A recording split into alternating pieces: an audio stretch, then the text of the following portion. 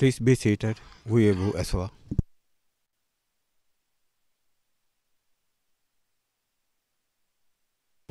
Juge présidente,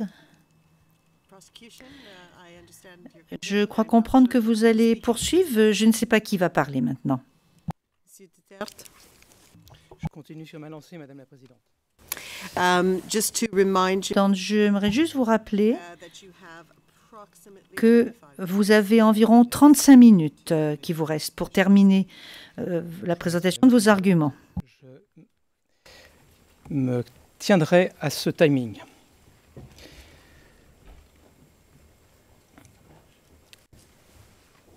J'ai évoqué, Madame la Présidente, Madame la Juge, Monsieur le Juge, en détail le rôle d'Al-Hassan et ses différentes fonctions à toutes les étapes du processus répressif et punitif mis en place par Ansar Dine et Al-Qaïda au Maghreb islamique à Tombouctou en 2012. J'ai aussi évoqué en détail les faits démontrant la gravité des faits commis ainsi que ceux caractérisant les circonstances aggravantes. Et pour être très clair à ce stade et résumer les choses, l'accusation retient 5 circonstances aggravantes: le zèle dont Al-Hassan a fait preuve, la multiplicité des victimes, leur caractère vulnérable et sans défense, la cruauté particulière des faits commis et le motif discriminatoire. Le reste a trait à la gravité des faits.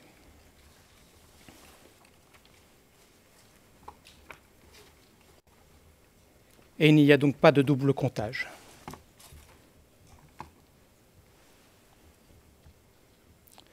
Je note qu'à 9h01, la défense nous a très gracieusement fait part de 3 annexes.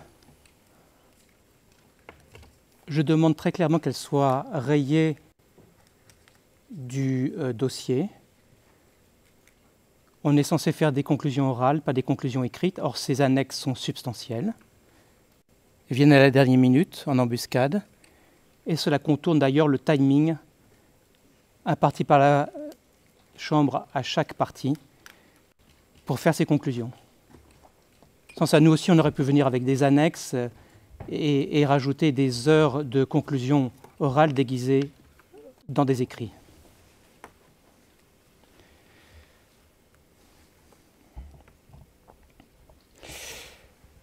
Permettez-moi maintenant d'aborder une série de facteurs et circonstances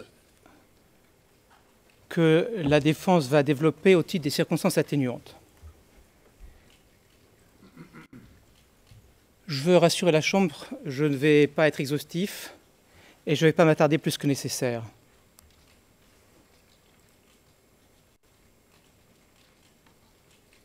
Il n'existe dans cette affaire aucune circonstance ni facteur atténuant pour M. Al-Hassan. Et les arguments de la défense sont soit infondés, en fait ou en droit, soit généralement non pertinents. Je prendrai quelques exemples intéressants et topiques, car précisément ils illustrent comment la défense peut se fonder sur des affirmations sans fondement factuel ou contraires aux faits, au risque parfois d'induire accidentellement la Chambre en erreur.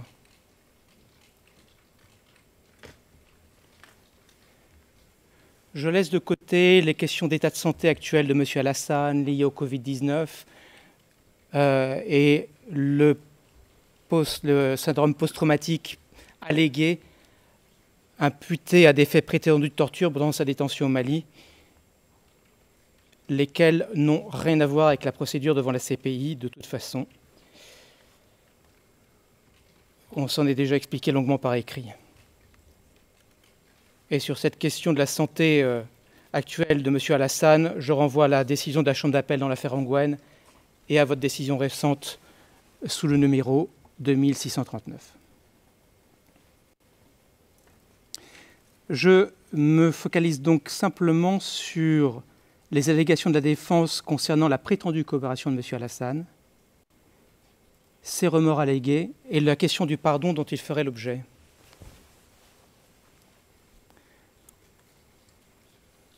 C'est assez instructif comme on va le voir. La défense évoque tout d'abord la coopération de M. Alassane, le condamné. Je dois dire, on a beau retourner la procédure dans votre chambre dans tous les sens, on ne voit aucun signe de coopération de M. Alassane. Au contraire, M. Alassane, loin de coopérer avec l'accusation, s'est opposé systématiquement à l'accusation pendant tout le procès.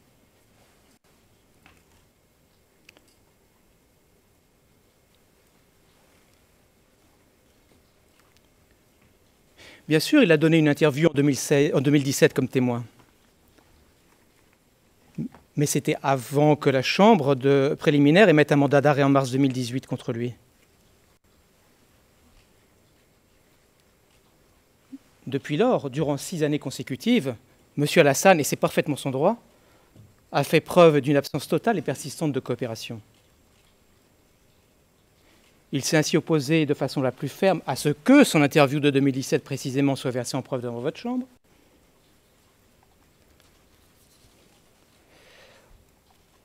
L'accusation n'a même pas pu obtenir un seul agree de fact, ne serait-ce que sur son lieu de naissance ou sa profession comme pharmacien.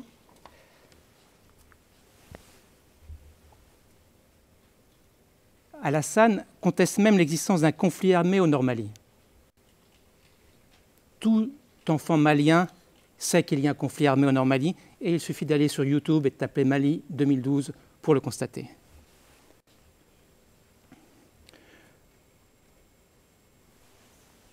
On est loin, ne serait-ce que de la situation de Katanga qui a témoigné longuement et fourni des détails à l'audience sous serment.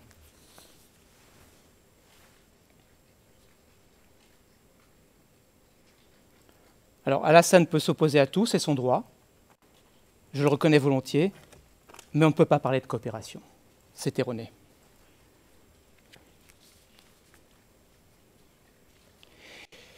Il n'y a chez Alassane aucune expression de remords, je ne me fais pas maintenant au remords. Il n'y a chez lui aucune expression de remords explicite et sincère.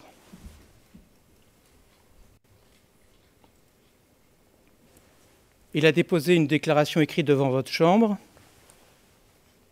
Il y déclare, je cite, c'est intéressant, « Des personnes peuvent ressentir qu'on leur a fait du mal, alors qu'on n'a pas réalisé qu'on a fait du mal, mais s'ils disent qu'on a fait du mal, alors il faut demander pardon. »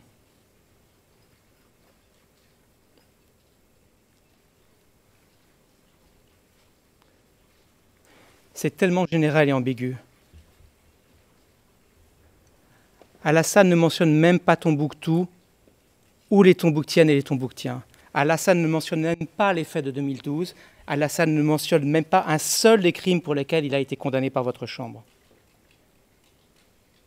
Il ne mentionne même pas le nom ne serait-ce que d'une victime. En un mot, il ne reconnaît pas avoir fait du mal ni avoir commis des crimes.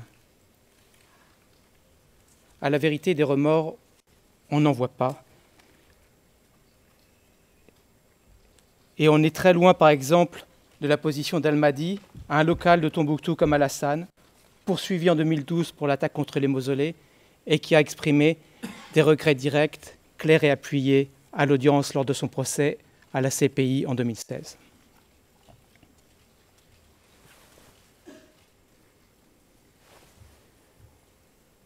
Pas de coopération, pas de remords.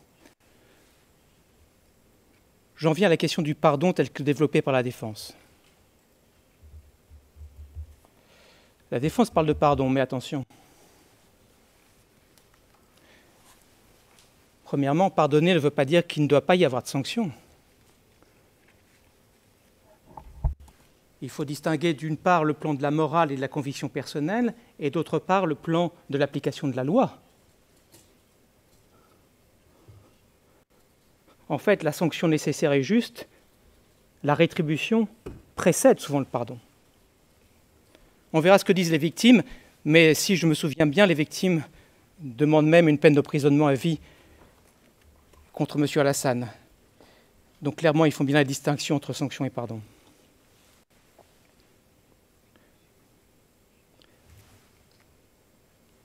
Deuxièmement, la défense indique que la population de Tombouctou est prête à pardonner ceux qui s'avancent pour lui demander pardon.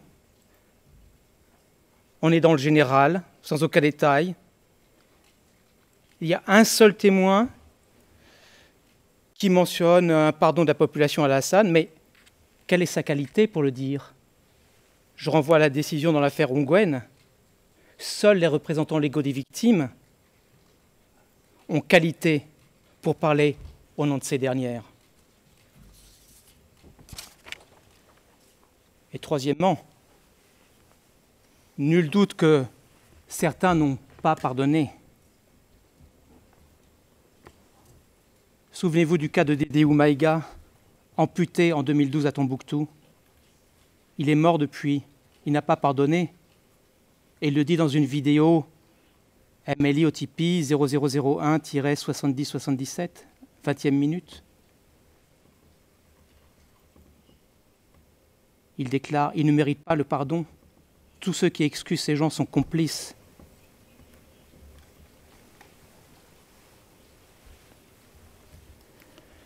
Au total, ces développements sont dénués de pertinence quant à la détermination de la peine. Les développements de la défense. L'accusation requiert bien effectivement un minimum de 22 années d'emprisonnement. Je ne vais pas répéter nos conclusions écrites, je vais simplement souligner quelques points.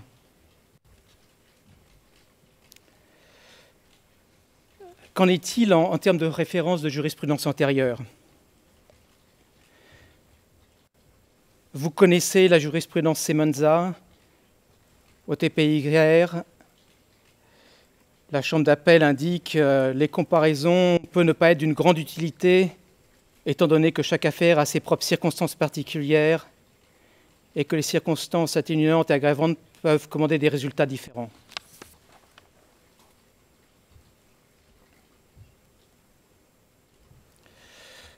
Mais ce n'est pas forcément que toute comparaison est forcément appropriée quand il y a des similitudes. Là aussi, l'affaire Semenza le mentionne, la décision de la Chambre d'appel au paragraphe 394.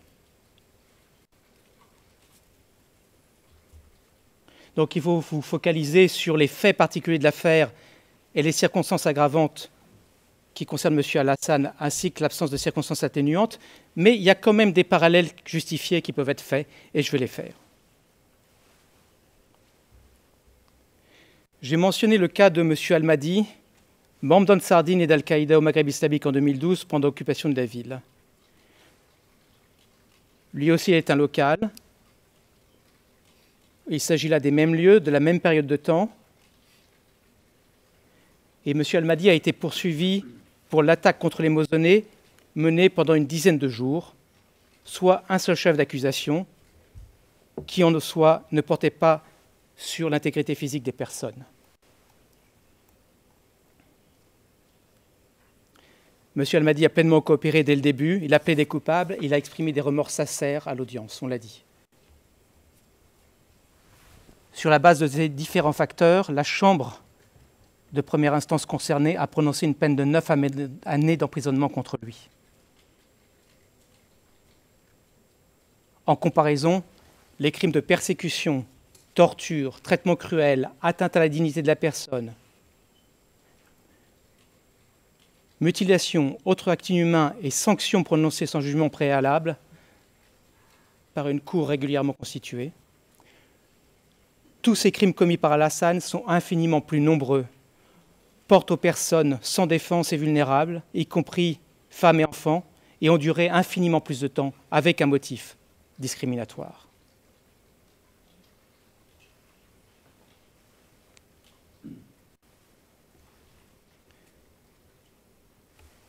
Je vais me référer à un autre cas,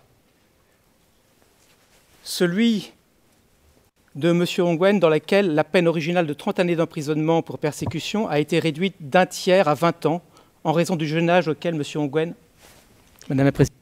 Je m'excuse, Monsieur Duterte, nous avons un petit problème technique. Un moment, s'il vous plaît. Judge Akane, Madame la juge Akane n'entend pas l'interprétation sur le canal anglais. Peut-être que quelqu'un pourrait l'aider, s'il vous plaît?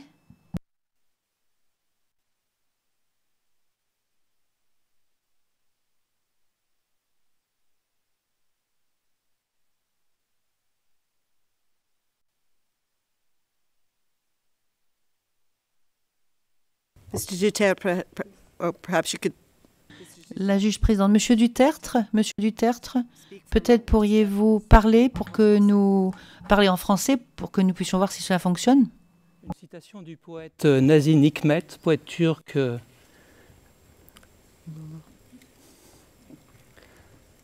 La question n'est pas d'être captif, la question c'est de garder sa dignité.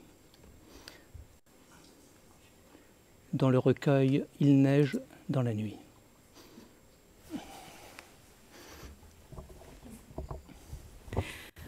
Merci beaucoup, Monsieur Dutertre. Je pense que c'est d'accord pour le moment et we can proceed. Nous pouvons poursuivre, merci. Est-ce que je dois reprendre un peu en arrière et à partir de quand je continue, Madame la Présidente? Je suis dans vos mains. I think that's fine. You can continue. La juge présidente, non, je pense que vous pouvez poursuivre. Excusez-nous encore de cette interruption. En dehors du cas d'Al-Mahdi, qui avait une charge, sans atteinte aux personnes, et qui a reçu une peine d'emprisonnement de 9 ans, rien de comparable avec la multiplicité de charges et de circonstances aggravantes applicables à M. Alassane, je fais référence au cas de M. Ongwen, qui a reçu une peine originale de 30 années d'emprisonnement pour persécution, laquelle peine a été réduite à 20 ans en raison de son jeune âge lorsqu'il avait été enlevé.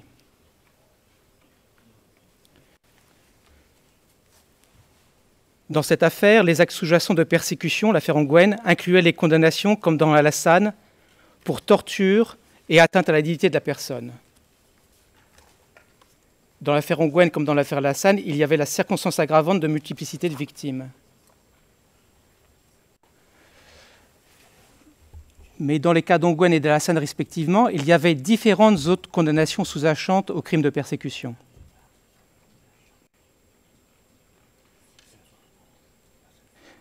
Par exemple, les condamnations pour meurtre, tentative de meurtre et de pillage dans l'affaire Ongwen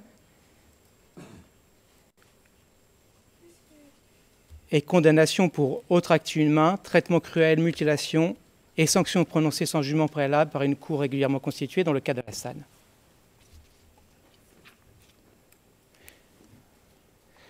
Donc, certaines différences, mais au-delà, dans le cas de M. Alassane, il y a les circonstances aggravantes additionnelles, le zèle de M. Alassane, le caractère sans défense des victimes et une particulière cruauté.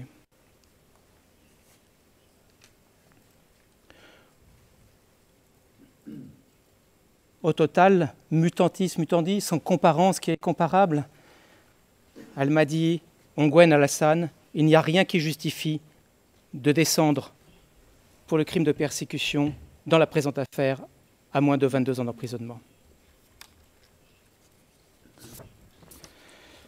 Je me dois à ce stade d'aborder très brièvement 3 aspects techniques que je vais évacuer le plus rapidement possible.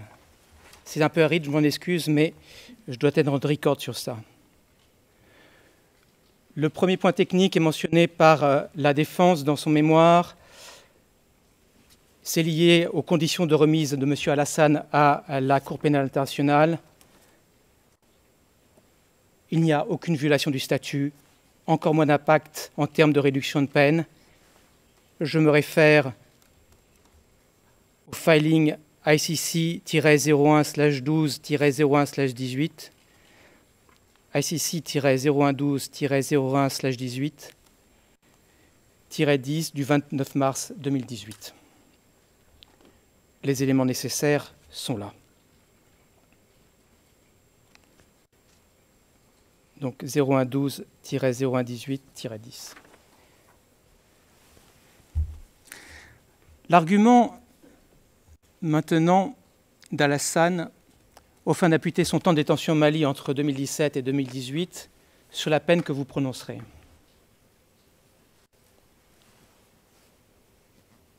Soyons clairs, le temps de détention d'Alassane au Mali, avant sa remise à la Cour, est non lié à la procédure et ne saurait être décompté de sa peine.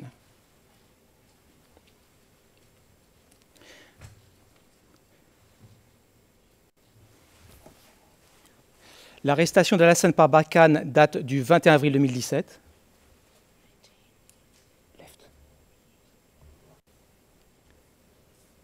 L'accusation a appris cette arrestation par les médias en mai 2017. Mémoire 982.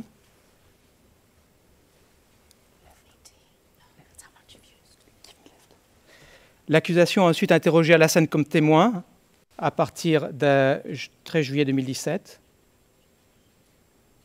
Le premier contact du bureau du procureur avec les autorités françaises date de novembre 2017 pour obtenir les notes d'interview faites par les autorités françaises avec M. Alassane.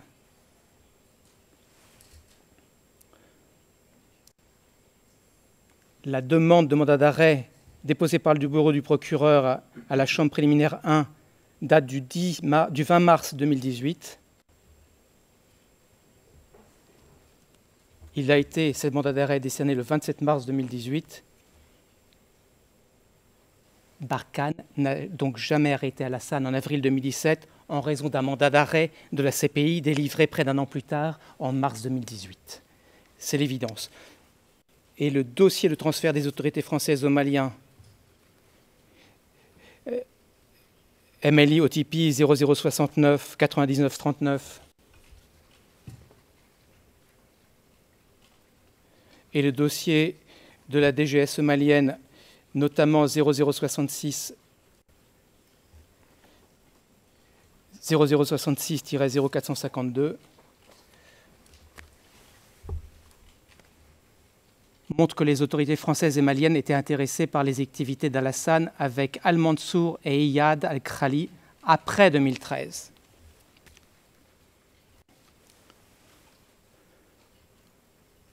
Aucun lien avec la présente affaire. La défense vient à la dernière minute avec un document qu'elle détient depuis 3 ans, depuis 2021, du ministère de l'Intérieur français. Un document qui comporte une formule ambiguë. L'accusation ne peut pas spéculer sur ce que l'auteur de cette lettre voulait signifier. Seul lui pourra le clarifier. Je constate que la défense a fait le choix de ne citer personne à l'audience pour éclairer ce document. Pas de contre-interrogatoire possible sous serment donc. C'était le choix de la défense, dont acte. Au total, la détention d'Alassane au Mali n'a aucun lien avec la CPI et ne saurait être déduite de la peine que vous prononcerez.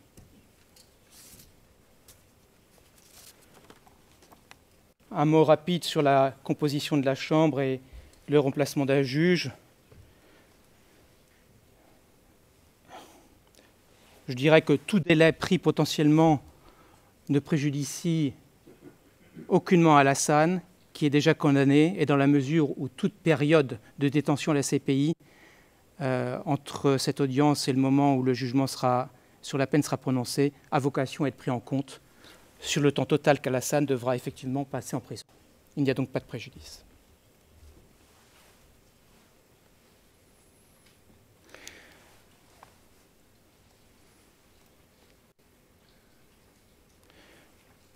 Toutes ces questions un peu techniques nous ont éloignés de la réalité humaine des faits de 2012 dans cette affaire et des faits graves dont Alassane est l'auteur.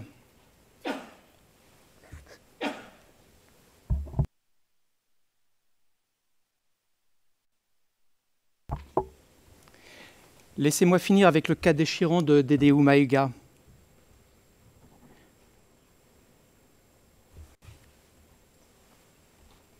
On est dans la matinée du 16 septembre 2012, sur l'esplanade de l'hôtel Azalaï. Une foule, incluant des femmes, des enfants, a été rameutée par Ansar Dine et Al-Qaïda au Maghreb islamique.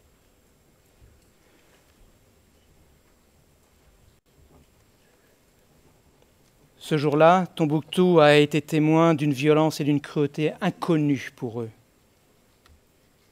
Un acte qui est devenu tristement emblématique pour cette ville, alors que dans un passé pas si lointain, Tombouctou était connu pour son histoire riche et sa civilisation.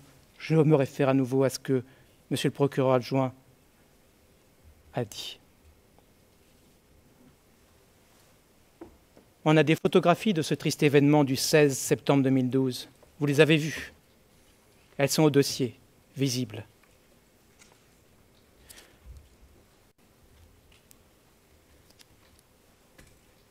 Une première photographie montre Dédéou. Il est ligoté au-dessus de la chaise d'une chaise par une corde au niveau de l'abdomen. Ses chevilles sont entravées par des chaînes. Sa tête est couverte par un linge, sans doute pour lui éviter la vision d'horreur qui l'attend quelques instants plus tard et qu'il ne se révolte pas. C'est révoltant.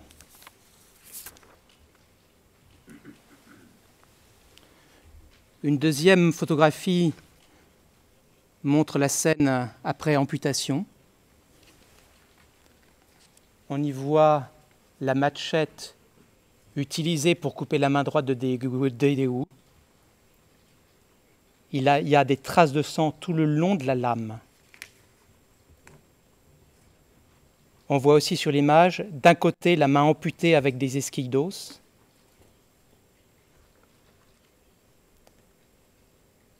Et de l'autre côté, le moignon de Dédéou, sanguinolent.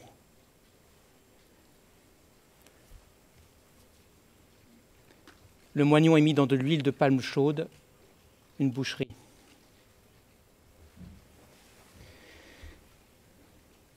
On devine l'effroi des dégoûts. Ansardine et Al-Qaïda sont manifestement contents. Ils ont cherché à faire un exemple pour montrer leur pouvoir et terroriser la ville. C'est chose faite. Le message est tristement clair. Ils ne reculeront devant rien pour imposer leur loi. Un témoin a déclaré que la foule est partie très vite et que le ciel est devenu noir. Un autre a déclaré à l'audience, je cite, « Le moral était cassé, il y avait peu de mouvement dans la ville, c'était un silence de cimetière. » Dédéou avait été arrêté pour vol par 2 membres de la police. Alassane était l'un d'eux. Alassane savait fort bien quel supplice était encouru. Alassane savait aussi que le tribunal qui a condamné Dédéou n'avait aucune indépendance. Alassane assume totalement cette cruauté. Il déclare dans l'interview du 30 octobre 2012 au gouvernorat, Amélie OTP 0069-3712, ouvrez les guillemets, nous avons appliqué des règles sur les voleurs en leur coupant la main. Fin de citation. On est bien loin de la clémence et du pardon dont Alassane prétend aujourd'hui obtenir le bénéfice lui-même.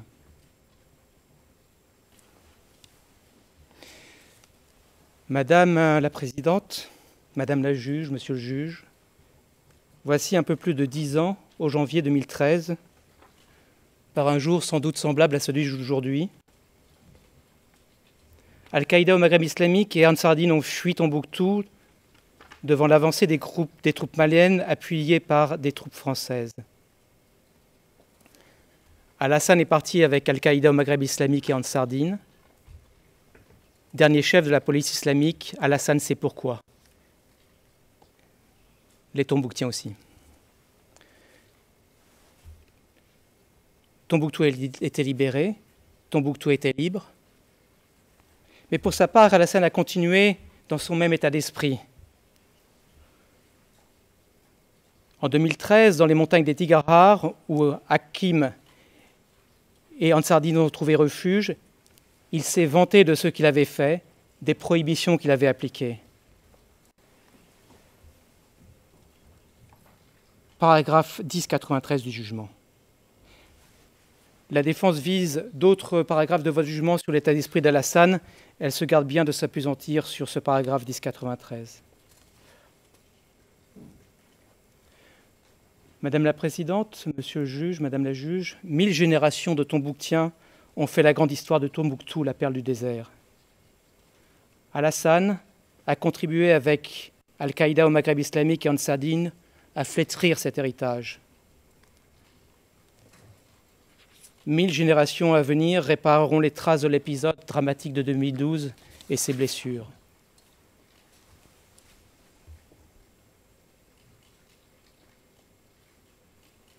Mais pour l'heure, le temps est à la sanction.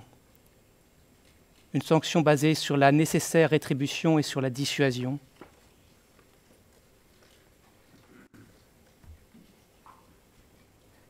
Rétribution et sanction par rapport auxquelles les affirmations de M. Alassane quant à sa réinsertion ont une portée limitée. Je revois à la décision dans l'affaire de Bosco Ntaganda. On parle ici de crimes de guerre, on parle ici de crimes contre l'humanité aux conséquences très graves. On ne peut pas faire comme si rien ne s'était passé. Le monde doit savoir que lorsqu'on participe à maltraiter, violenter, persécuter une population, il y a une sanction. Cela fait partie de la dissuasion qui est au cœur du rôle de la Cour pénale internationale et du statut.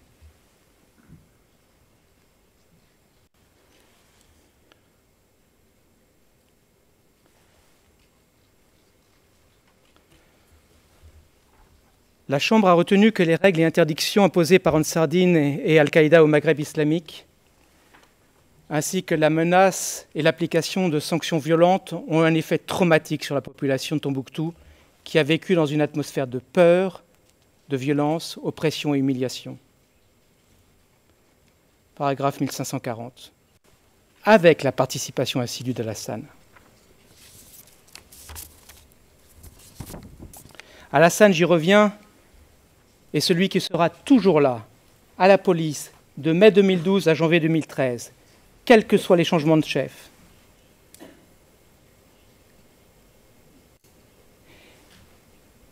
Il est celui qui assume au quotidien le fonctionnement et la continuité de la police, organe pivot dans la répression.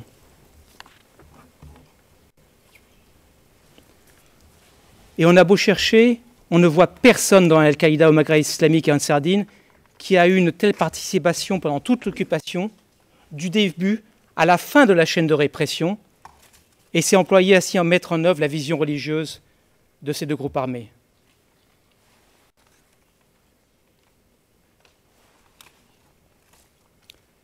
Un dernier mot, j'en viens quasiment à la fin. Rappelez-vous les écrits d'Alassane cités plus haut et déposés au dossier. Il disait, souvenez-vous, des personnes peuvent ressentir qu'on leur a fait du mal alors qu'on n'a pas réalisé qu'on a fait du mal. Si on comprend bien, lorsque Dédéou est amputé après avoir été par Alassane, Alassane ne réalise pas le mal qui a été fait. Lorsque P557 et P565, mineurs de 14 ans, sont battus de 100 coups de fouet chacun en présence d'Alassane qui sécurise les lieux, Alassane n'a pas l'impression de faire du mal. Lorsque, en novembre, 3 couples sont battus, 600 coups de fouet sont assénés ce jour-là, Alassane est présent pour une victime, Alassane n'a pas l'impression de faire du mal.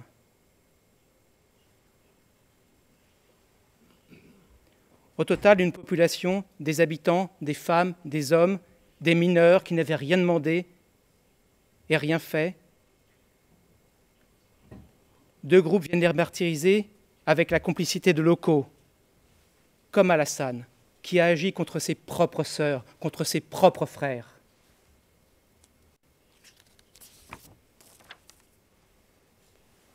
Un notable a souligné, je cite, « Toutes les populations étaient terrées dans leurs maisons, de peur d'être réprimées, de peur d'être humiliées, de peur d'être brutalisées, de peur d'être violentées. »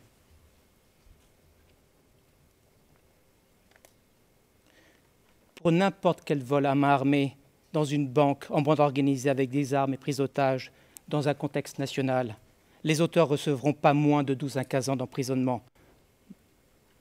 Madame la Présidente, Madame la Juge, Monsieur le Juge, dans la présente affaire, on est dans une autre dimension. C'est la prise d'otage d'une population entière pendant des mois avec des armes de guerre, avec une répression organisée, planifiée, structurée, méthodique, à la mécanique huilée et sans pitié pendant des mois. Alassane n'a pas l'impression d'avoir fait du mal. Les victimes, P554, Madou Traoré, Dédéou Maïga, P565 et d'autres.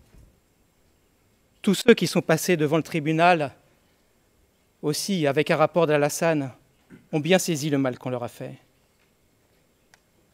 Les Tombouctiennes et les Tombouctiens ont été fatigués, comme on dit. Ils ont subi beaucoup de mal. Vous leur rendrez justice, sans excès et sans trembler.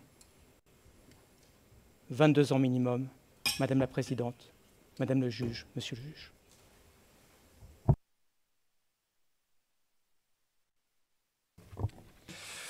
Merci, Monsieur Duterte, and I thank the prosecution for their positions.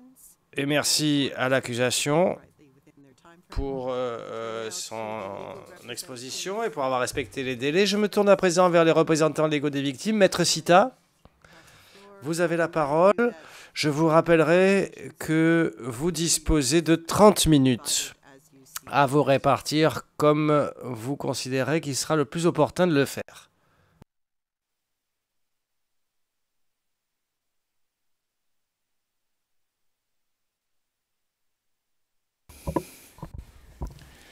Oui. Madame la juge présidente, je vous remercie de me passer la parole. Et je vous remercie pour ces rappels que vous venez de nous faire à propos du temps qui nous est imparti. Mais pour cela, je demanderai à la Chambre d'indulgence de vérifier sur le terrain avec mon confrère Maître Kassongo si, en l'instant, il peut nous entendre et qu'il peut intervenir parce que cela dépendra finalement de la prise de parole au sein de l'équipe. Je ne sais pas si c'est le greffe qui doit nous aider pour ça. Demander à Maître Kassongo si il peut parler pour qu'on sache si son micro est opérationnel maintenant.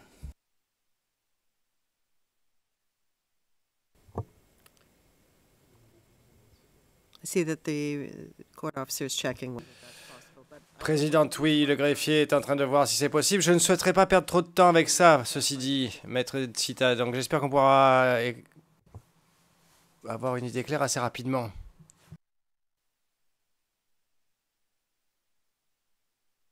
Je pense que je vous entends. Il nous entend visiblement, donc poursuivons, Maître.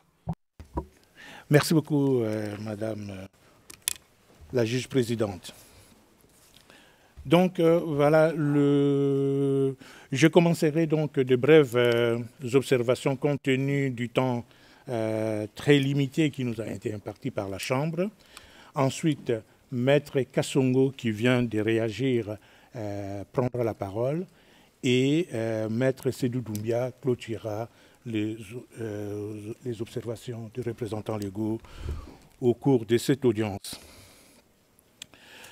L'exposé du procureur de ce matin a mis en avant un élément qui est déterminant dans notre approche de la défense des victimes, des événements dont il est question ici. Au-delà du préjudice individuel subi par chacune de ces victimes, ces dernières nous renvoient tout aussi, expressément ou non, à l'aspect collectif du préjudice résultant des crimes qui nous concernent. Le procureur a utilisé le terme d'asservissement de Tombouctou, d'entreprise de négation et de mépris de la culture de Tombouctou, d'une population entièrement terrorisée, des femmes et filles étant particulièrement visées. Cet aspect collectif du préjudice présente plusieurs cercles.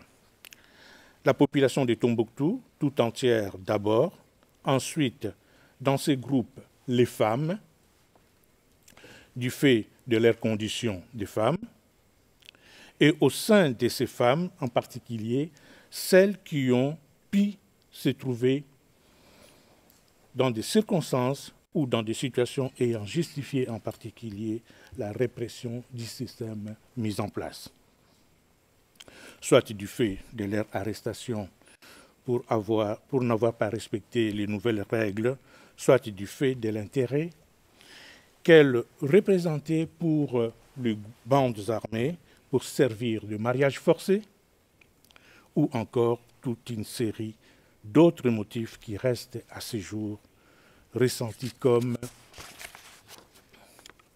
une profonde source d'injustice, car, comme l'a rappelé le procureur, le jugement a reconnu que les règles spécifiques et interdictions spécifiques imposées aux femmes et leur application avaient un impact négatif sur tous les aspects de la vie des femmes du Tombouctou. Au-delà des observations publiques que nous avons déposées, je transmets donc ici les vies et préoccupations des victimes sur les aspects que je viens d'invoquer. En entendant être plus fidèle possible aux entretiens que nous avons pu avoir, entretiens malheureusement limités du fait des échéances imposées par la Chambre.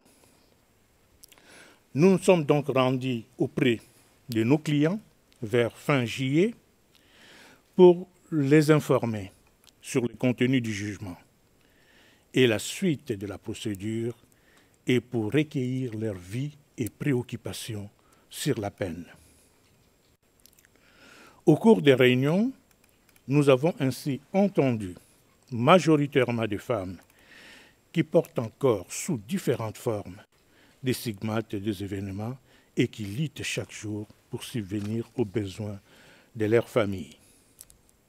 Un nombre conséquent de victimes participantes sont en effet des femmes qui ont partagé leur étonnement, tristesse et colère au constat que toutes les charges concernant les crimes de genre sont tombées, puisque malgré les constatations faites par la Chambre et par une certaine majorité, aucun des crimes visant les femmes spécifiquement n'a donné lieu à des condamnations, pas même la persécution basée sur les genres. Nous avons aussi entendu beaucoup de déplacés qui luttent pour pouvoir offrir une éducation ou simplement des conditions de vie décentes à leurs enfants pour se redresser de l'exil forcé. À chaque rencontre, nous avons entendu des gens en soif de justice, d'une justice juste, qui tient compte effectivement du rôle clé joué par M. Alassane dans la commission des crimes lors de l'occupation de Tombouctou d'avril 2012 à janvier 2013. Nous avons été frappés par l'incompréhension des victimes face à la rupture entre ce qu'elles estiment avoir pu apporter au processus d'établissement de la vérité et ce qui résulte du jugement. Cette incompréhension est importante et se doit d'être partagée puisqu'elle a des conséquences sur la vision des victimes de ce que pourrait être ici la peine, une peine juste. Comme nous l'avons signalé dans nos écritures, effectivement, les victimes, par rapport à leur vécu, estiment que voilà la perpétuité, c'est la peine qui s'impose. Mais, au regard de l'ensemble du traitement ou de l'analyse qui se fait du jugement, ils se demandent quelle pourra être la peine juste. Comment pourrait-il y avoir pour les victimes une peine juste alors que des combinaisons de majorités complexes, les procès dans lesquels nous leur avons demandé de mettre leur confiance et auxquels elles ont accepté de participer, a conduit à un acquittement sur des crimes les ayant profondément traumatisés. Bien entendu, l'acquittement fait partie des issues de tout procès pénal et les victimes en ont été informées des enjeux que ces procès et les questions relatives à l'établissement de la preuve. Le cas présent ressort toutefois d'un cas de figure extrêmement particulier dans lequel n'est pas en cause la question des preuves, des crimes commis et de la responsabilité du condamné. Tout cela n'est pas en cause, mais un jet de contorsion procédurale aux effets dévastateurs. Pour les victimes, même les condamnations pour torture ou persécution sur les motifs religieux ne peuvent résoudre à leur stupéfaction face au jugement et dans un tel contexte, toute réflexion qui pourrait être attendue des victimes sur la peine se trouve forcément piratée en quelque sorte par un profond sentiment d'injustice ou voire de trahison. Madame la juge présidente, Madame la juge, Monsieur le juge, le deuxième point que je voudrais aborder est celui des esquisses, ou plus exactement la sollicitation du pardon. Nous avons entendu longuement Monsieur le procureur et nous adhérons à tous les développements faits par les bureaux du procureur. Ici, nous partageons évidemment les préoccupations des victimes. Des échanges avec les victimes, il est apparu qu'une distinction était posée, de façon d'ailleurs explicite ou implicite, entre la position à avoir face à un condamné qui demande pardon et celui qui, en outre, admet avoir mal fait. Si M. Alassane entend s'engager sincèrement dans une procédure de demande de pardon, comme il est dit, sans se pencher sur la justification des actes qu'il a posés, les victimes continueront à questionner la sincérité des esquisses et à poser la comparaison avec la position d'aveu, par exemple, de M. Ahmad Al-Faki Al-Mahdi. Pour un certain nombre de victimes représentées, les échanges sur la peine ont été l'occasion de chercher à comprendre pourquoi, au-delà d'une possible présentation de demande de pardon, il n'existait pas dans le chef du condamné un aveu sur la nature de son comportement, de l'expression de remords, d'avoir mal fait. Cette interrogation de victime est d'autant plus légitime au regard des propos même du condamné, indiquant qu'il était conscient qu'il accomplissait des actes contraires à la charia et dont il devrait connaître l'illégalité. Bien entendu, toute démarche dans le sens d'une sollicitation de pardon devra faire l'objet d'échanges plus approfondis avec les victimes, mais à ce stade, 2 points sont mis en avant par celle-ci. Toute demande de pardon ne pourra être acceptée que si la responsabilité est établie, si les juges ont dit les crimes commis et si une peine juste a été donnée. Et là, je renvoie à mon premier point. En conséquence, et c'est mon second et dernier point, les victimes estiment qu'à ce stade, la peine doit être déterminée indépendamment de l'attitude et des engagements, quelle que soit leur sincérité, du condamné sur une demande de pardon. Madame la juge présidente, Madame la juge, Monsieur le juge, lorsque vous prendrez votre décision en application de l'article 76 du Statut de Rome et déciderez de la peine applicable dans ce dossier, les victimes vous prient de tenir compte, en particulier compte tenu de l'ampleur du dommage qui concerne la population d'une ville. Monsieur le procureur n'a cesse répéter l'impact sur la ville de Tombouctou de cet acte d'occupation de Tombouctou. Donc, de tenir compte d'une population d'une ville dans son ensemble et dont les conséquences ne s'arrêteront pas à la génération ayant vécu les événements. J'insiste sur ces points et je vous remercie. Je passerai la parole à Maître Kassongo pour la suite des observations. Merci, M. Sita. Monsieur le Président.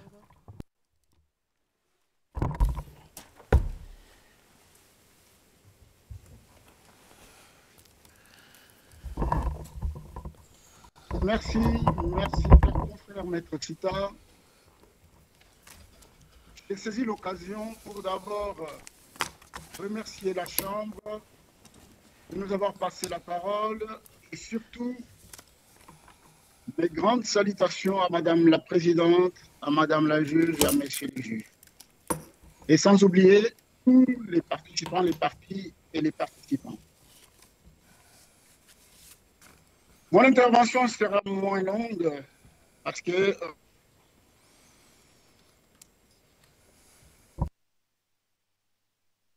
je tiens à signaler que je vais intervenir sur 3 points. D'abord, un complément d'information par rapport à ce que mon confrère Maître Sita venait de vous élater. Il vous a bien éclairé sur notre démarche en collectant les informations et les observations des victimes. Et mon point sera d'abord de vous éclairer sur cette démarche en termes de résumé et d'enfoncer encore le clou sur les propos succincts des victimes. Et de manière aussi brève que possible, de dire que les victimes souhaitent une sévérité dans le prononcé de la sanction. D'abord, pourquoi cette démarche a été nécessaire? Tout simplement parce qu'il fallait rapporter les préoccupations des victimes au stade de la sanction. C'est à ce stade de la procédure. Et pour ce faire, j'ai dû me rendre sur le lieu des victimes avec bien sûr l'aval de mes confrères Maître Sita et Maître Doumbia pour rencontrer les victimes qui sont éparpillées dans la zone des 3 frontières. Et ça n'a pas été chose aisée et chose facile. J'ai dû poser la question en termes d'attente, une seule question en regroupant les victimes dans cette zone des 3 frontières. Alors, il y avait de côté un groupe de femmes qui étaient interrogées sur une question que je vais vous relater, les réponses, et de l'autre côté, le groupe d'hommes qui étaient interrogés sur la même question séparément pour pouvoir comprendre les aspirations des uns et des autres au stade de la sanction. Et sans oublier les jeunes, c'est-à-dire les jeunes adolescents qui font beaucoup plus leurs enfants hier en même temps que l'ensemble de la collectivité. Et sans plus attendre, la question était de savoir qu'attendez-vous de la Chambre en termes de sanctions. Voulez-vous que cette sanction soit sévère, soit légère, ou alors pour pardonner? Sans vraiment rentrer dans le détail, les victimes du groupe, les femmes ont été beaucoup plus sévères avec des mots qui ont marqué leur état d'esprit. Le choc ne permet pas à ce que la sanction soit simple, moindre, légère. Ils ont, toutes ces femmes interrogées, répondu de la même manière en mettant l'accent sur la gravité des images, préjudices, du spectacle connu à Tombouctou, et parmi elles, celles qui ont connu directement les mêmes actes n'étaient pas du tout à l'aise lorsque elles répondaient. Et le mot choc s'accompagnait de mots honte, le mot choc s'accompagnait de la dignité perdue, ce mot choc s'accompagnait de la honte. Et du coup, aïe aïe aïe.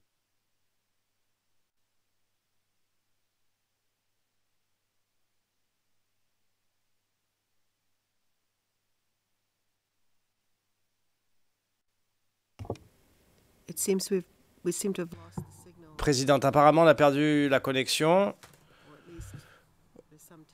Ou alors, à tout le moins, il y a quelques problèmes techniques. Monsieur le greffier.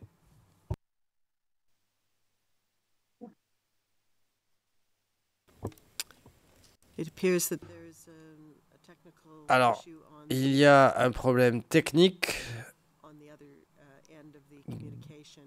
de l'autre côté.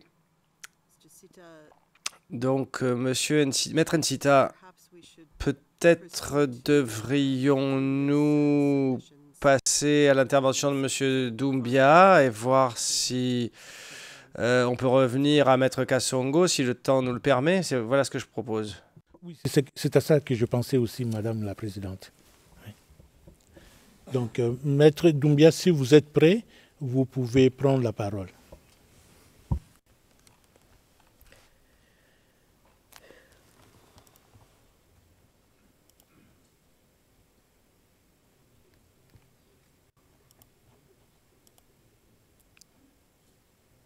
Mr. Doumbia, Maître Doumbia, est-ce que vous nous entendez? Est-ce que vous êtes en mesure de faire votre intervention? Oui, je vous entends parfaitement. Thank you. Please proceed. Président, merci. Allez-y, je vous en prie.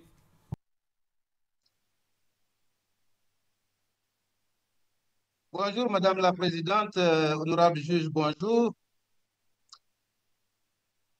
Je suis du terrain et je voudrais partager avec vous quelques échos de ce terrain relativement aux victimes que nous avons rencontrées ces derniers jours.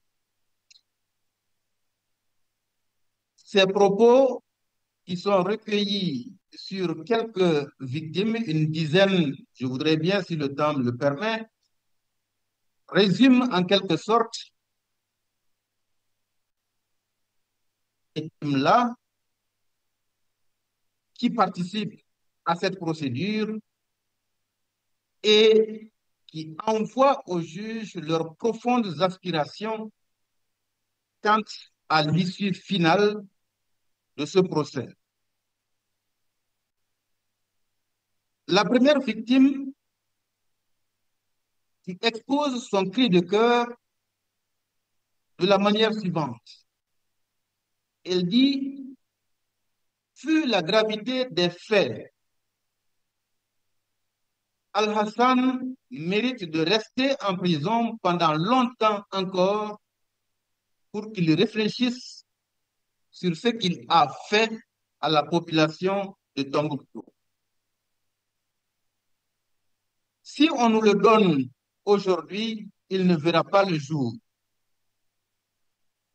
S'il ne demande pas pardon sincèrement, alors qu'il reste en prison pendant le reste de sa vie.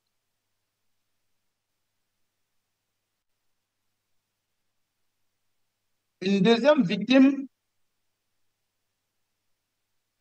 nous fait part de ses aspirations profondes.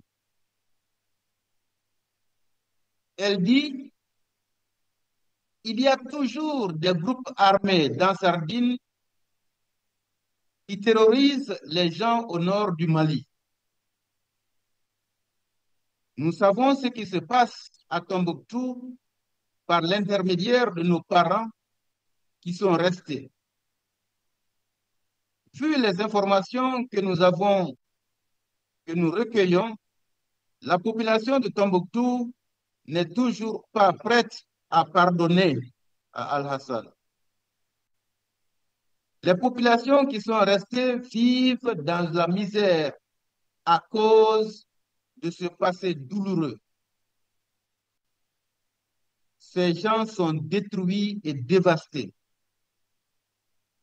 Les populations risquent de se soulever en le revoyant à Tombouctou.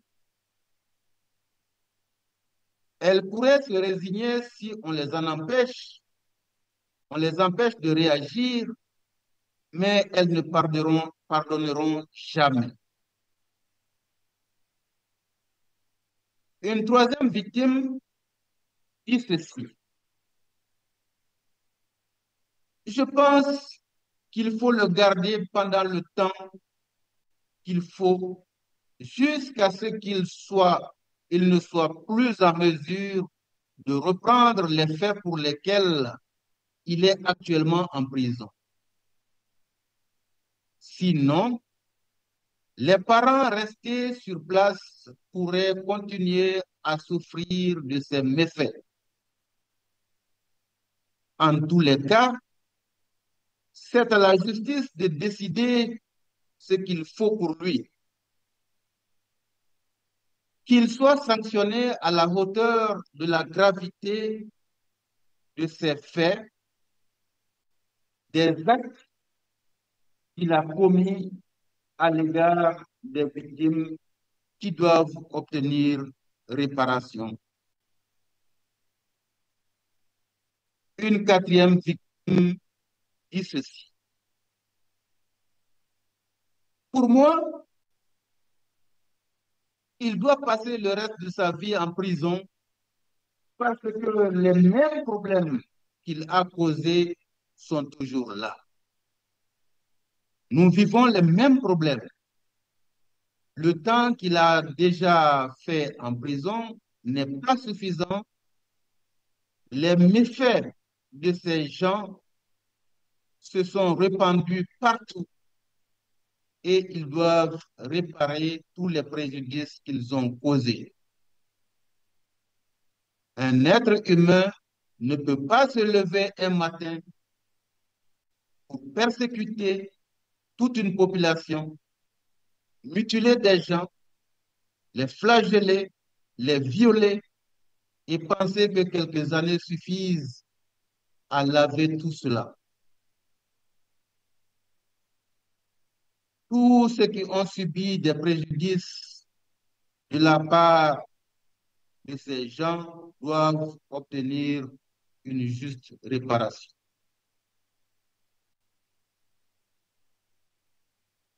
Une quatrième ou une cinquième personne dit, nous ne sommes pas prêts à pardonner. Qu'il passe le reste de sa vie en prison ne nous dérangerait en rien. Ils ont emporté tout ce que nous avions de plus cher. Notre dignité, notre honneur, nos biens, or et animaux. La stigmatisation à l'égard des femmes victimes de viols et autres violences sexuelles persiste et les enfants issus de ces mariages forcés sont traités de rebelles. Certains de nos frères ont disparu depuis 2013 et on ne sait s'ils vivent encore ou pas.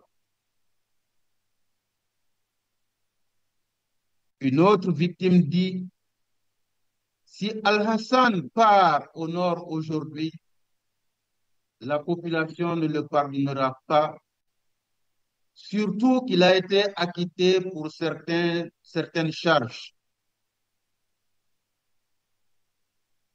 Qu'il ait des chefs ne suffit pas pour le blanchir de certains de ces faits criminels qu'il a posés.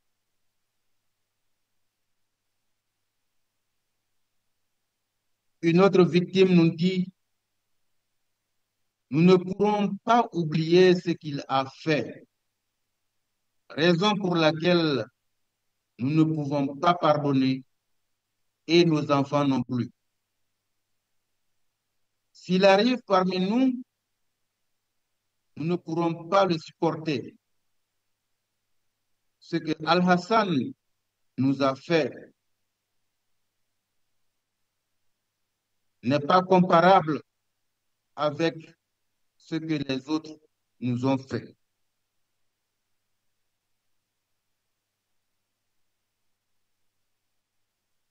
Une autre victime nous a partagé ceci. Jusqu'aujourd'hui, les groupes armés d'Ansardine et AQMI sont toujours là-bas. Ils sont toujours là, mais un peu plus dispersés. J'ai quitté Tombouctou avant-hier seulement. Une fois de retour, il peut être éliminé et les membres du groupe Ansardine, par les membres du groupe Ansardine. Il détient beaucoup de secrets de ces gens-là.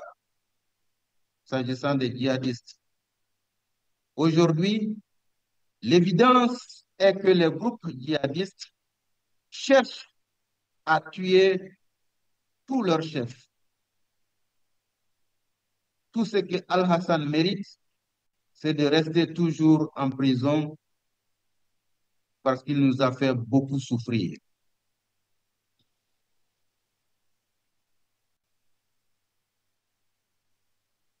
Une autre victime dit ceci: « Je m'excuse de le dire ainsi, mais les peaux rouges ne pardonnent jamais et sont toujours prêts à se venger.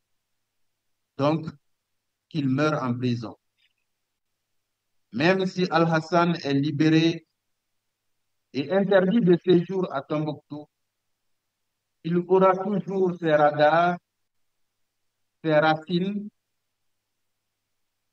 des membres de son groupe qui restent toujours sur place à Tombouctou.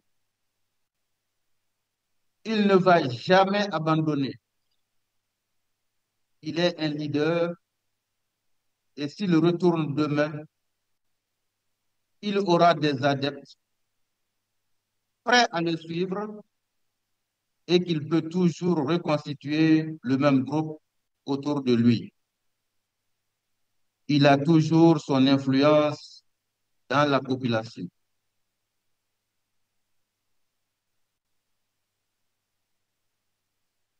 Il y a une autre victime qui nous dit: « Quand ton père a été tué par un serpent, alors tu as peur de la corde noire. Si on laisse Al-Hassan parmi la population, lui-même sera mal à l'aise. Car la graine de la vengeance et de la désolation a été déjà,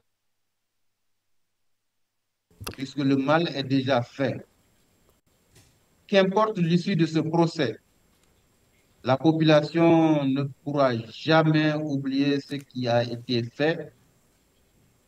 Pour son propre bien, il est mieux qu'il reste en prison. »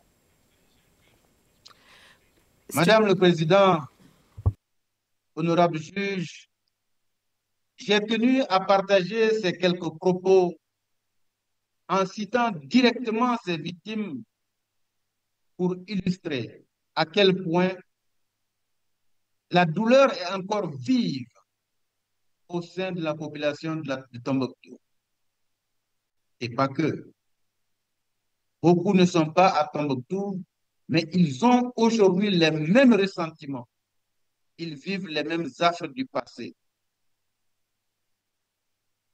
Leur seul souci aujourd'hui, comme une des victimes a eu à le dire, c'est de ne plus jamais rencontrer Al-Hassan sur leur chemin.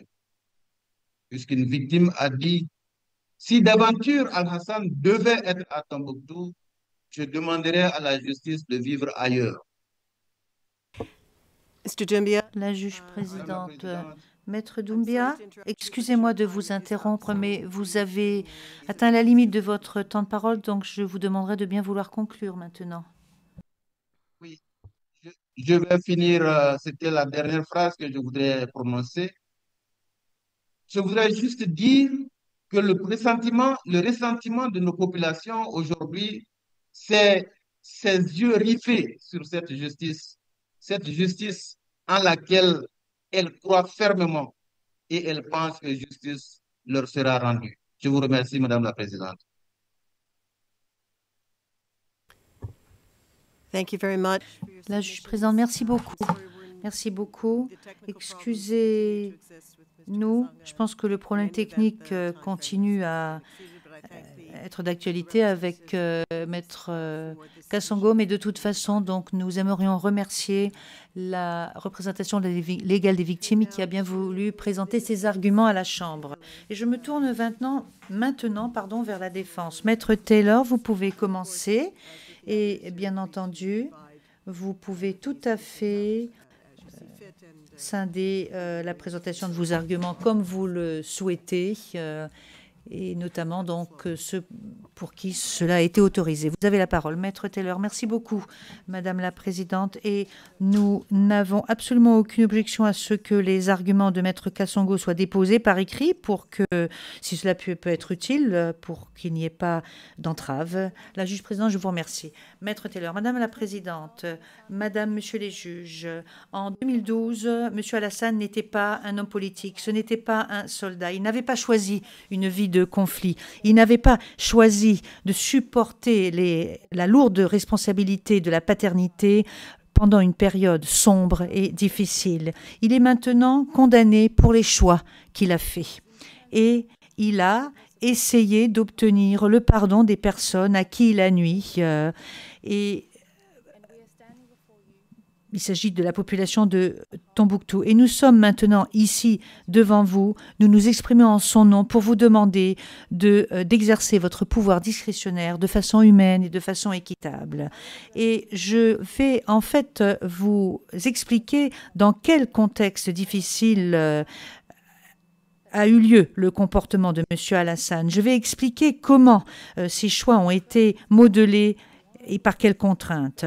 Je vais également vous expliquer pourquoi l'assistance qu'il a rendue à la population de Tombouctou mérite votre clémence.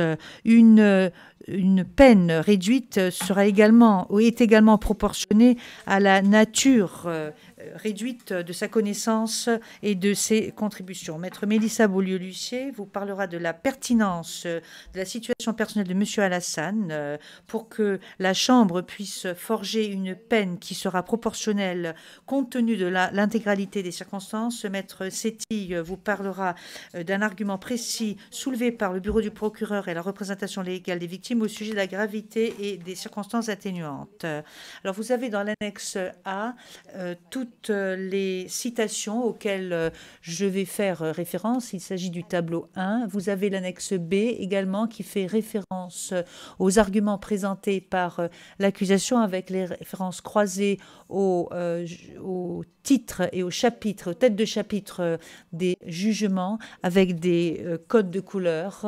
Et cela permettra à la Chambre de comprendre et d'évaluer s'il y a eu véritablement double comptabilité ou double comptage, et cela permettra de faire en sorte que le jugement soit rendu de façon plus rapide. L'annexe C énumère les paragraphes précis sur lesquels la Chambre s'est appuyée pour conclure, pour les charges pour lesquelles M. Alassane a été acquitté. La juge présidente, Maître Taylor, à ce sujet, alors, cela n'a pas été autorisé par la Chambre, ce dépôt d'écriture, j'entends.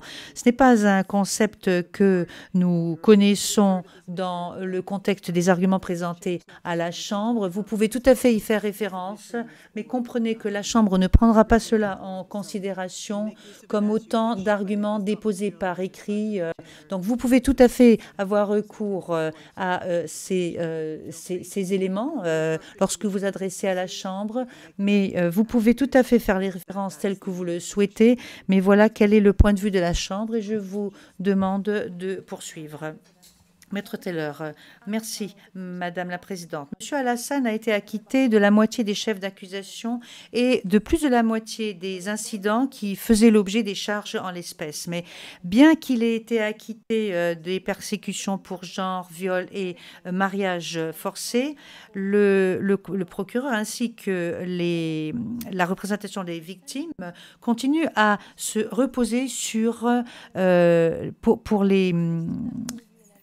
les problèmes provoqués par ces crimes. Donc ils vous ont demandé en fait de le punir pour ces crimes, des crimes pour lesquels il a été considéré comme innocent. Et comme je le dis, donc, ce qu'ils demandent se base sur un acquittement.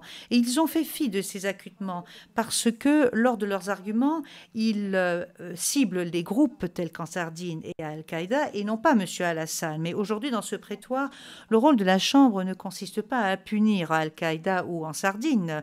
Il ne consiste pas non plus à sanctionner la charia. Votre rôle consiste à déterminer les limites d'une peine juste et équitable pour M. Alassane. Et lorsque vous prononcez prononcez une condamnation de culpabilité, vous évaluez le comportement. Mais lorsque vous prononcez une peine, vous devez ne pas oublier l'homme de cette conduite, l'homme qui se trouve assis derrière moi, un père, un mari, un survivant de torture. Et lorsque vous évaluez son comportement, sa conduite, j'aimerais vous demander de ne pas oublier ce que je vais vous dire maintenant. Dans la région du Brabant, aux Pays-Bas, il y a une statue qui a été érigée pour rendre hommage à un Allemand qui répondait au nom de Karl-Heinz, un appelé de 18 ans qui était cantonné aux Pays-Bas alors que ce pays était occupé. Lorsque le village dans lequel il était cantonné a été bombardé, il a sauvé 2 enfants néerlandais qu'il a emmenés à leur mère dans une cave, et lorsqu'il est ressorti à l'air libre, il a été tué par l'un des obus. Et la plaque sur sa statue rend hommage à toutes les personnes qui font le bien pendant des périodes maléfiques. Et cette plaque ne lui rend pas hommage parce que c'était une bonne personne. Il n'est absolument pas indiqué que tout ce qu'il avait fait était bon. Mais on rend hommage au fait que pendant 7 secondes, lorsqu'il a entendu le bruit des obus qui tombaient, au lieu de courir et de se protéger, il est resté et a protégé d'autres dans une situation qui était particulièrement difficile, et il a fait le bien ce faisant. Alors, comme les historiens ou les juristes calfeutrés à La Haye le font, il est tout à fait facile de se livrer à des conjectures au sujet de ce que d'aucuns auraient pu faire lorsqu'on se trouve confronté à un dilemme moral et juridique auquel sont confrontées des personnes dans des périodes particulièrement difficiles. Mais en fait, en tant que juge, j'aimerais vous demander de vous mettre à la place de M. Alassane, de voir les choses par ses yeux. Et alors que vous avez considéré que M. Alassane était coupable de ces crimes, nous vous demandons de faire preuve de clémence pour tous les efforts qu'il a déployés pour faire le bien et pour obtenir une certaine retenue alors qu'il s'agissait d'une période difficile et particulièrement sombre, alors qu'il n'était pas du tout à l'origine de cette période. En 2012, c'était un homme marié qui avait un jeune bébé, un garçon, et alors que sa femme était enceinte d'une fille. En tant que fils aîné de la famille, M. Alassane était responsable de ses parents âgés et de toute sa famille. Son père, ancien vétérinaire, était à la retraite. Compte rendu d'audience 94, page 40. La Chambre de première instance a reconnu lors de son jugement que l'armée malienne pouvait représenter un danger pour M. Alassane. Jugement, paragraphe 1754. Et voyons en fait quelle était la nature de ce risque. Le témoin D605, un jeune Touareg, a été menacé de mort alors qu'il se trouvait à Bamako. Et d'ailleurs, le témoin D534, qui était également cantonné près de Bamako, a également été menacé de mort. Le témoin D240 a présenté lors de sa déposition des preuves suivant lesquelles les routes entre Bamako et le nord étaient extrêmement dangereuses du fait de la présence de l'armée malienne. Donc fuir Bamako n'était manifestement pas une solution viable pour M. Alassane et sa famille. La Chambre a également entendu le témoignage du témoin D540 qui a expliqué à quel point il était difficile de fuir de Mauritanie. Il a essayé de le faire et a dû abandonner parce que cela était beaucoup trop difficile pour sa tante. Le témoin D211 a indiqué que ses parents avaient fui jusqu'en Mauritanie à dos de chameaux et d'ânes. Cela leur a pris un très long temps et lorsqu'ils sont arrivés, ils ont dû dormir à la belle étoile sous des arbres. Il y avait très peu d'eau potable, elle était très chère et il n'y avait absolument aucun médicament. La Chambre a également entendu le témoin à charge P1086 qui a expliqué que 2 Touaregs de son convoi ont été brutalement tués alors qu'ils se trouvaient en route vers la Mauritanie. Alors mettez-vous à sa place. Si vous aviez votre femme enceinte avec un très jeune fils, très peu de moyens et très peu d'argent, est-ce que vous auriez pris le risque d'emprunter cette route pour vous retrouver dans un camp, dans de telles conditions? Donc M. Alassane est resté au Mali. Et qu'est-ce qu'il était censé faire pour survivre? Sa pharmacie a été fermée. Là, il y avait une telle situation d'insécurité qu'il ne pouvait plus s'approvisionner en médicaments. La situation à Zoro était particulièrement austère et il n'y avait pas grand-chose là-bas, tel que cela a été expliqué par les témoins D627, D0803 et D02 43. Monsieur Alassane devait aller à Tombouctou et revenir de Tombouctou pour obtenir les médicaments pour sa famille et pour la communauté. Il n'y avait aucune possibilité d'emploi à Zoro. Lorsque les groupes sont arrivés à Tombouctou, Alassane est allé trouver le MNLA à l'aéroport pour essayer d'obtenir du travail. Mais ils n'ont pas voulu de monsieur Alassane parce qu'il n'avait pas d'armes. Donc, ils l'ont renvoyé à Tombouctou. Et à ce moment-là, il n'avait plus que 200 000 francs CFA, ce qui représente un total d'environ 300 euros. Il espérait pouvoir épargner cet argent pour s'échapper avec sa famille. Cela figure dans sa déclaration. Il a donc ensuite essayé de se faire un peu d'argent en vendant des armes légères à des négociants arabes locaux, ce qui n'était pas une bonne idée. Mais lorsqu'il a fait cela, son cousin, qui travaillait d'ailleurs déjà avec les islamistes, a dit à M. Alassane qu'il devait venir avec lui au camp militaire pour rencontrer les dirigeants dans Sardine. « Tu dois partir avec moi ». C'est ce qu'il lui a dit. Et là, donc il a été emmené devant les dirigeants dans Sardine qui l'ont convaincu de son obligation et du besoin qu'il avait de travailler avec le groupe. Et même à ce moment-là, son premier instinct a été d'essayer de travailler à l'hôpital pour pouvoir utiliser ses compétences médicales pour aider les gens. Et cette demande a été rejetée. Il a été emmené directement à la police par Cheikh Abdallah, qui lui a dit qu'il pouvait travailler en tant qu'interprète du fait de ses compétences linguistiques. Donc Alassane s'est retrouvé à la police après avoir épuisé au moins 3 autres possibilités et après avoir été convaincu du besoin, de l'obligation d'accepter ce travail. Il ne s'agit pas de la trajectoire d'un fanatique, c'est plutôt le parcours du désespoir. Dans son jugement, la Chambre a fait référence à 2 exemples de personnes à qui, en Sardine, a demandé de travailler avec eux et qui ont refusé. Il s'agit des témoins P0557 et P0638.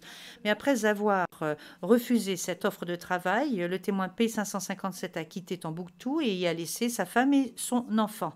Le témoin P0638, qui était jeune et célibataire, s'est rendu plusieurs fois en Mauritanie, notamment d'ailleurs avec ou grâce à l'aide d'un occidental qui avait les moyens. La réticence de M. Alassane à faire la même chose, à savoir à laisser sa femme enceinte, son jeune enfant et ses parents âgés, exige votre clémence, votre compréhension et non pas une peine forte.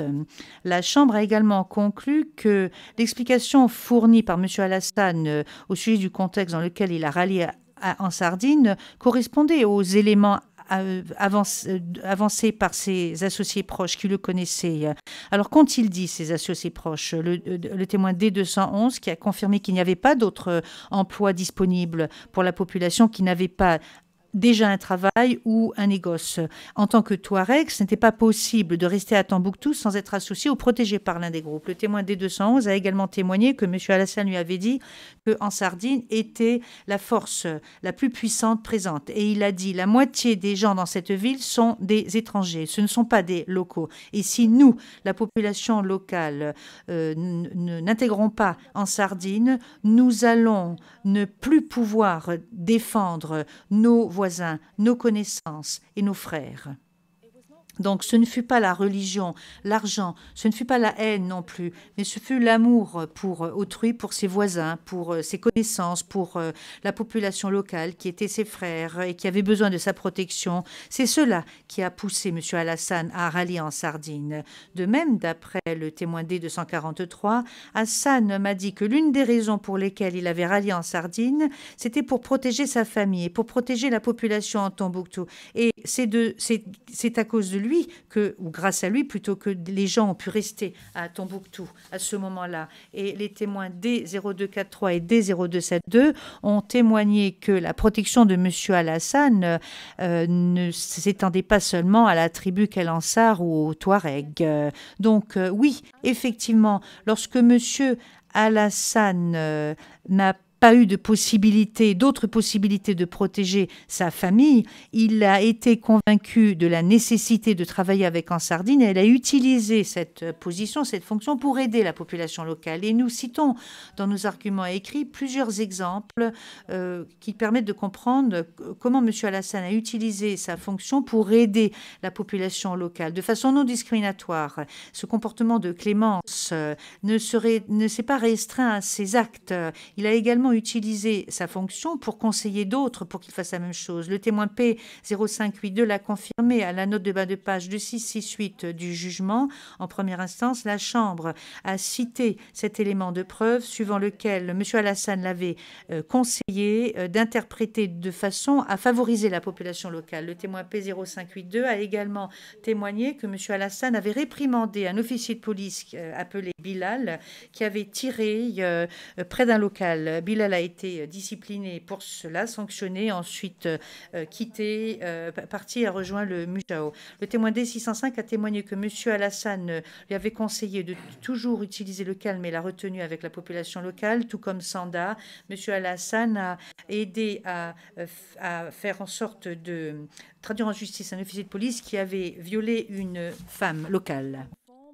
Ce contexte doit également éclairer la Chambre dans sa manière d'évaluer les éléments de P0150 selon lesquels les leaders étaient heureux d'avoir M. Alassane et le louer parce qu'il était strict.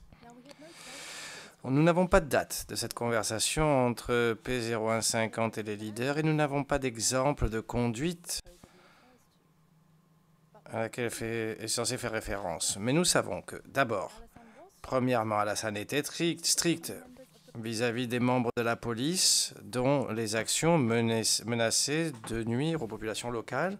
Et deuxièmement, nous savons que les leaders d'Ansadine et Khmi souhaitaient favoriser des relations pacifiques et de respect avec les populations locales. Et comme vous le verrez dans l'écriture 1252, paragraphe 466.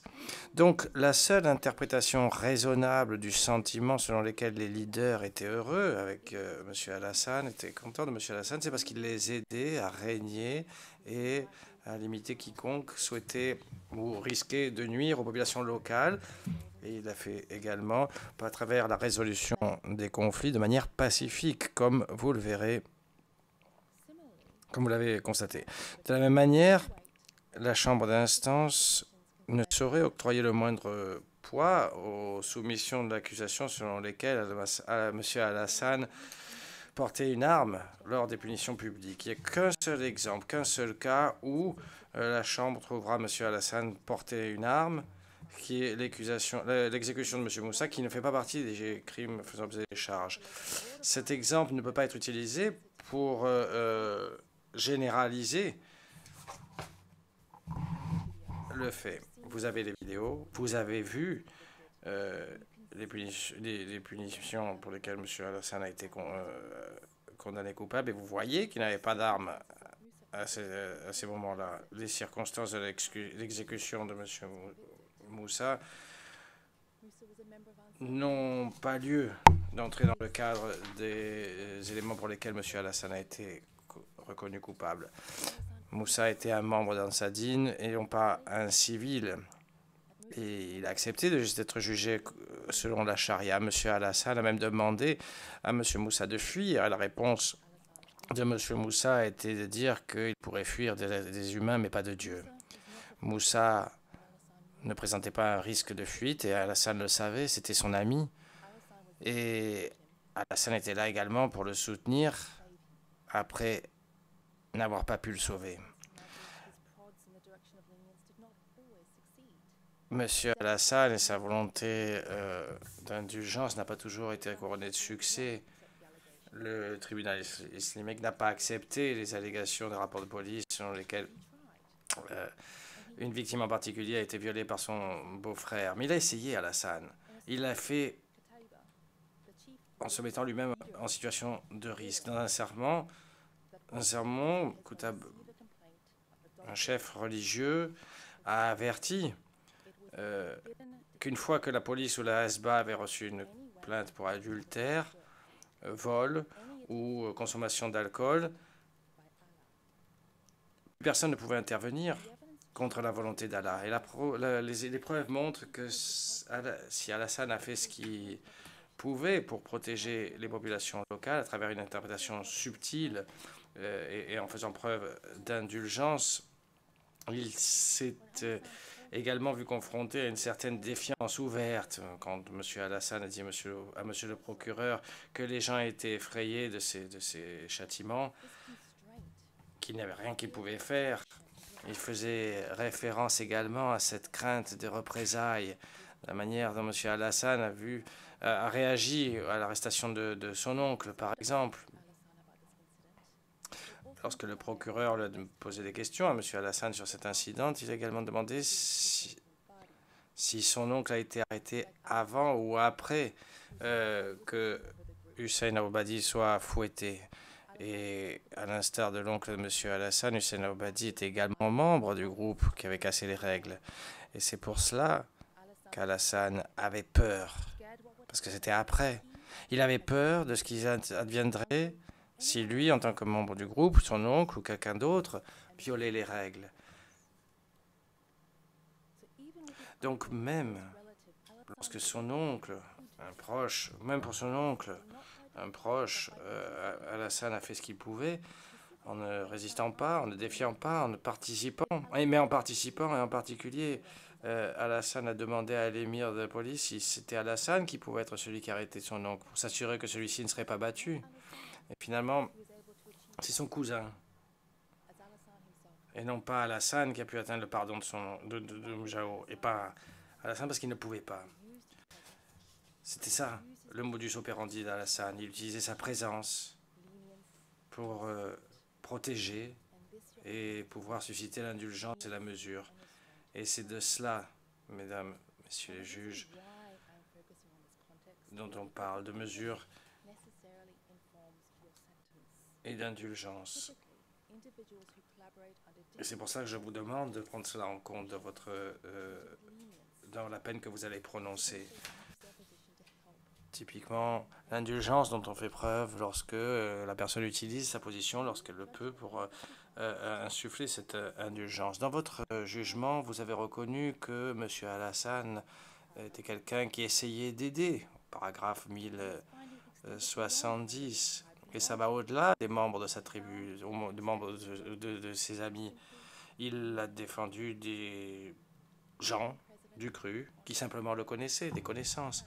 Madame la Présidente, Madame, Messieurs les juges, le vrai effet dissuasif s'atteignait en ciblant les meneurs de cette occupation et pas les individus qui ont été emportés par cette vague. Ces préceptes appliqués par les locaux qui ont dû assumer des positions difficiles dans des moments difficiles. Après la Deuxième Guerre mondiale, Israël a commencé à juger ou à poursuivre les collaborateurs juifs. Il y en avait 40 cas à peu près, dont la plupart, et en moyenne, ont été condamnés à 17 mois d'emprisonnement, 10 ans pour la peine la plus lourde. Parce que cette communauté qui a tellement souffert a compris le contexte de ces procès. Et tout ceci a été clairement établi par la Cour suprême de l'affaire Berella, qui disait que les gens se souciaient de leur famille. Et ces lois, ces interdictions ne sont pas établies pour les héros exceptionnels, mais pour les mortels ordinaires et leurs faiblesses. Et donc le Haut Conseil islamique de Tombouctou et D553 avait la même vision.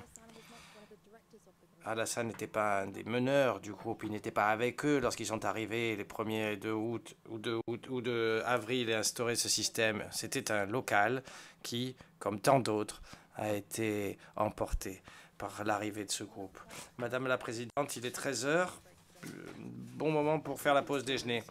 Président, merci Maître Taylor. J'attendais effectivement un moment opportun pour faire la pause.